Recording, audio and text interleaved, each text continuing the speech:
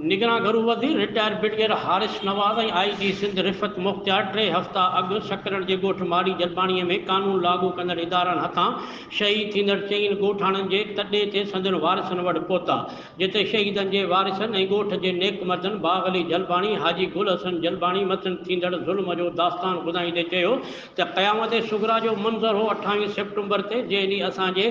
ख़ाली हथे मारू ऐं पुरत माण्हुनि मथां सिधियूं गोलियूं हलाए खेनि शहीद कयो वियो। संदन ॾुखनि भरी कहाणी ॿुधण खां पोइ हिननि शहीदनि जे वारिसनि सां उज़ुर खाई कई ऐं खेनि यकीन ॾियारियो त साणियुनि हर हवाले सां इंसाफ़ थींदो। जंहिं बाद हिननि मीडिया सां ॻाल्हाईंदे चयो त असां मरण वारनि खे शहीदनि जो दर्जो ॾियूं था ऐं वज़ीर आला सिंध पारां 4 शहीदनि लाइ फ़ी शहीद 80 लख रुपया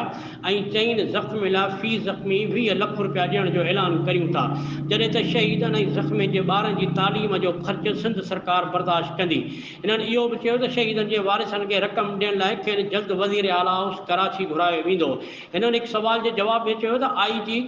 जी रिपोर्ट जो इंतज़ारु आहे, जंहिं बाद हक़ीक़तूं साम्हूं ईंदियूं। असां फ़िलहाल शहीदनि सां ॾुख वंडण ऐं संदन माली मदद करण आया आहियूं। प्रेस कॉन्फ्रेंस में कमिश्नर शहीद बेनज़ीराबाद सैयद सज्जाद हैदर, DIG शहीद बेनज़ीराबाद परवेज़ अमन Chandio, deputy commissioner Nawab Shah Zahid Hussain Rind, SSP Nawab Shah Haidar रज़ा ऐं असिस्टेंट सेक्रेटरी अब्दुल हनान भुट्टो पिणु शरीक